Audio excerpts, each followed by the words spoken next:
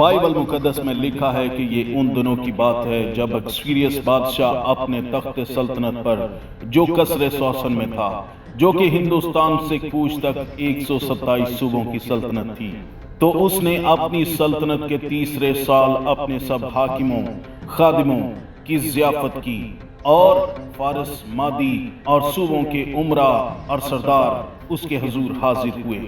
اس ضیافت میں ان کو سونے کے پیالوں میں پینے کو دیا، اور مینوشی اس قاعدہ سے تھی کہ کوئی مجبور نہیں کر سکتا، کیونکہ بادشاہ نے اپنے محل کے سب عہدیداروں کو تاکید کی تھی کہ وہ ہر شخص کی مرضی کے مطابق کریں۔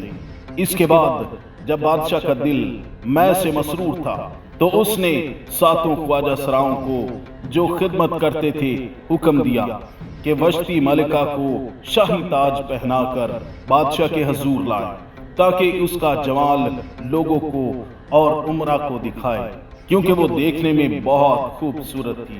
لیکن وشتی ملکہ نے شاہی حکم پر جو خواجہ سراؤں کی معرفت ملا تھا آنے سے انکار کیا۔ سو بادشاہ کو اس بات سے بہت غصہ آیا اور دل ہی دل میں اس کا غضب بھڑکا۔ تب بادشاہ نے ان دانشمندوں سے جن کو وقتوں کا امتیاز تھا پوچھا کہ قانون کے مطابق وشتی ملکہ سے کیا کرنا چاہیے، کیونکہ اس نے اکسویریس بادشاہ کا حکم نہیں مانا۔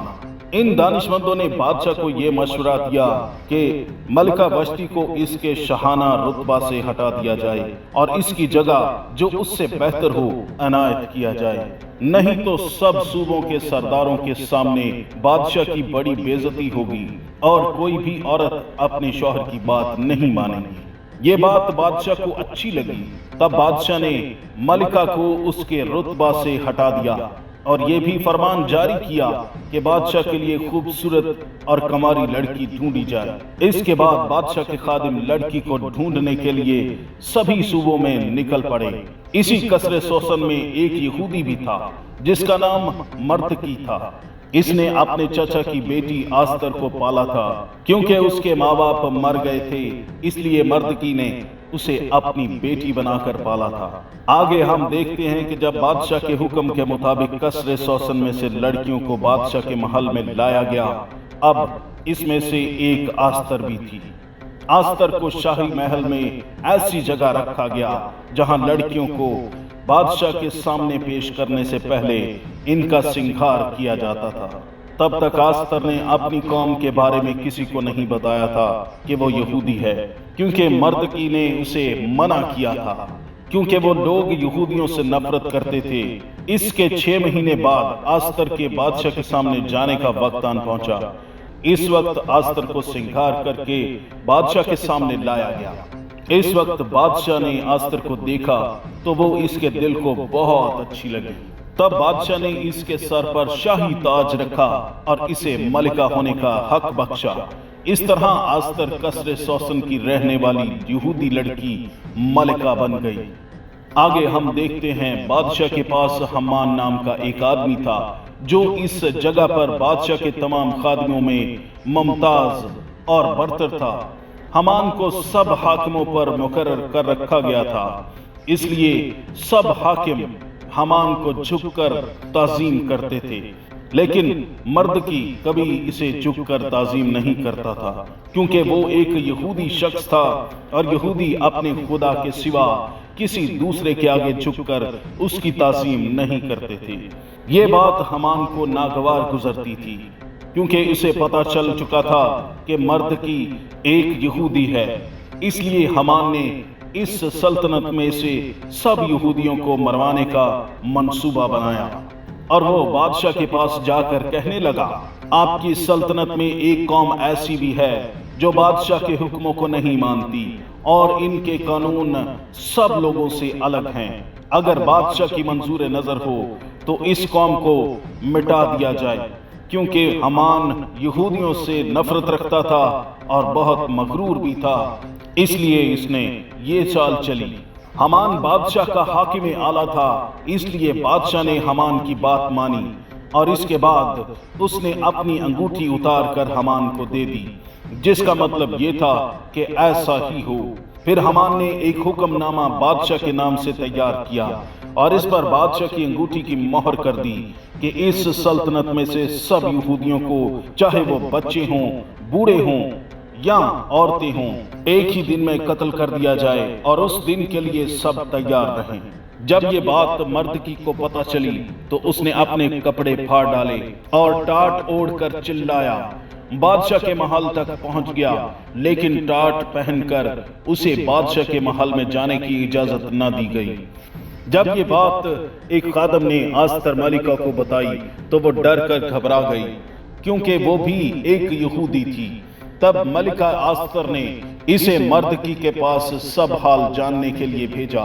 تب مردکی نے اس کے خادم کو بتایا کہ یہودیوں کو مار ڈالنے کا حکم بادشاہ کے خادم حمان کی طرف سے جاری کیا گیا ہے اور وہ اپنی قوم کے لیے بادشاہ سے درخواست کرے، لیکن اس وقت کوئی بھی حاکم، سردار، عورت، یہاں تک کہ بادشاہ کی ملکہ بھی بادشاہ کی مرضی کے بغیر بادشاہی تخت سلطنت کی بارگاہ کے پاس نہیں جا سکتی تھی۔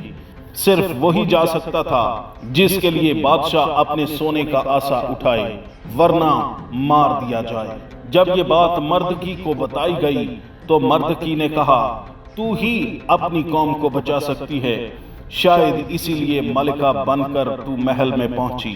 تب ملکہ آستر نے مردکی کے پاس یہ کہلا بھیجا کہ سب یہودیوں کو اکٹھا کرو اور تم میرے لیے 3 دن کا روزہ رکھ کر دعا کرو۔ میں بھی اپنی سہیلیوں کے ساتھ مل کر ایسا ہی کروں گی، اور ایسے ہی میں بادشاہ کے حضور جاؤں گی جو آئین کے خلاف ہے، اور اگر میں ہلاک ہوئی تو ہلاک ہوئی۔ تب انہوں نے ویسا ہی کیا۔ تیسرے دن ملکہ شاہی لباس پہن کر بادشاہ کے تخت سلطنت کی بارگاہ میں جا کر کھڑی ہو گئی۔ جب بادشاہ نے ملکہ کو وہاں دیکھا تو حیران ہو گیا، اور اس نے سونے کا عصا ملکہ کی طرف بڑھایا۔ بادشاہ نے فرمایا، بولو ملکہ، تجھے کیا چاہیے؟ آدھی سلطنت تک تجھے دے دی جائے گی۔ لیکن آستر نے عرض کی کہ اگر بادشاہ کو منظور ہو تو بادشاہ اس جشن میں جو میں نے اس کے لیے تیار کیا ہے، حمان کو ساتھ لے کر آج تشریف لائے۔ تو بادشاہ نے آستر کی درخواست کو منظور کیا اور حمان کو ساتھ لے کر اس جشن میں شرکت کی جو آستر نے تیار کر رکھا تھا۔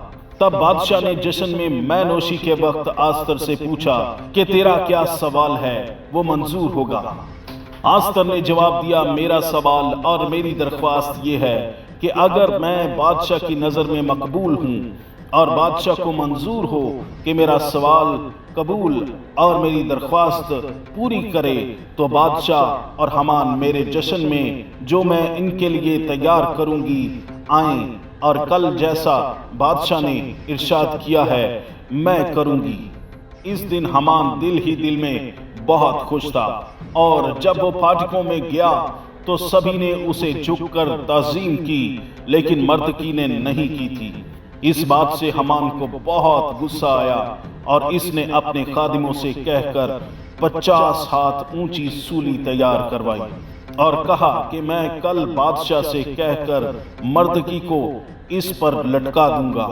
حمان بہت مغرور شخص تھا، کیونکہ وہ کہتا تھا کہ ملکہ نے بادشاہ کے ساتھ صرف مجھے ہی جشن میں دعوت دی ہے، کسی اور کو نہیں دی، اس لیے سب میری ہی تعظیم کریں۔ اسی طرح جب دوسرے دن بادشاہ اور حمان آستر کی دعوت پر آئے، اس وقت کھانے پر مے نوشی کے دوران بادشاہ نے آستر سے پھر پوچھا، آستر ملکہ، تیرا کیا سوال ہے، وہ منظور ہوگا۔ آستر نے جواب میں کہا، اے بادشاہ، اگر میں تیری نظر میں مقبول ہوں اور بادشاہ کو منظور ہو تو میرے سوال پر میری جان بخشی ہو اور میری درخواست پر میری قوم کو موت سے بچا لے۔ تب بادشاہ نے کہا، کون تجھے اور تیرے لوگوں کو مارنا چاہتا ہے؟ تب آستر ملکہ نے حمان کی طرف اشارہ کیا اور کہا کہ یہ خبیث حمان مجھے اور میرے لوگوں کو مار ڈالنا چاہتا ہے، کیونکہ میں بھی ایک یہودی لڑکی ہوں۔ تب بادشاہ کو بہت غصہ آیا اور وہ اٹھ کر چلا گیا۔ تب حمان معافی مانگنے کے لیے ملکہ کی طرف جھکا اور بادشاہ اسی گھڑی اندر آ گیا اور اسے لگا کہ یہ ملکہ کو مارنے کی کوشش کر رہا ہے۔ تب بادشاہ اونچی آواز میں غصے سے بولا، ہامان تو میری بیوی کے ساتھ ایسا کیسے کر سکتا ہے؟ تب پاس کھڑے خادموں نے بتایا کہ ہامان کے گھر میں اس نے 50 ہاتھ اونچی سولی بھی بنوا رکھی ہے، جس پر وہ ملکہ کے چچا زاد بھائی مردکی کو چڑھانا چاہتا ہے۔ یہ وہی مردکی ہے جس نے کافی عرصہ پہلے بادشاہ کی جان بچائی تھی۔ مردکی نے بادشاہ کے خلاف موت کا منصوبہ بنانے والے 2 لوگوں کو پکڑوایا تھا اور بادشاہ کی جان بچائی تھی۔ اس پر بادشاہ کو اور زیادہ غصہ آیا اور اس نے حکم کیا کہ جو سولی ہامان نے تیار کروائی ہے اسے ہی اس پر چڑھا دیا جائے، اور ایسا ہی ہوا۔ اس کے بعد ہامان کا گھر بار سب کچھ ملکہ آستر کو دے دیا گیا، اور مردکی کو بلایا کیونکہ وہ اب جان گیا تھا کہ وہ ملکہ آستر کا چچا زاد بھائی ہے، اور جو عہدہ ہامان کا تھا وہ مردکی کو دے دیا گیا۔ اس نے مردکی کو وہ انگوٹھی بھی دی جو ہامان کو دی تھی، اور بتایا کہ جو فرمان بادشاہ کی طرف سے جاری ہوتا ہے اور اس پر بادشاہ کی انگوٹھی کی مہر ہوتی ہے، اسے کوئی منسوخ نہیں کر سکتا۔ اس لیے میرے نام سے تم بھی ایک خط لکھ کر تمام صوبوں کو بھجوا دو کہ تمام یہودی اکٹھے ہو جائیں اور اپنی جان بچانے کے لیے مقابلہ پر اڑ جائیں۔ جو بھی یہودیوں پر حملہ کرے اسے ہلاک اور قتل کر ڈالیں اور نیست و نابود کر دیں اور ان کا مال لوٹ لیں۔ اس طرح سب یہودی بچائے گئے اور انہوں نے بڑی خوشی منائی، اور انہوں نے اپنے دشمنوں کے ساتھ جنگ کر کے فتح پائی، اور پھر اس سلطنت میں خوشی خوشی رہنے لگے۔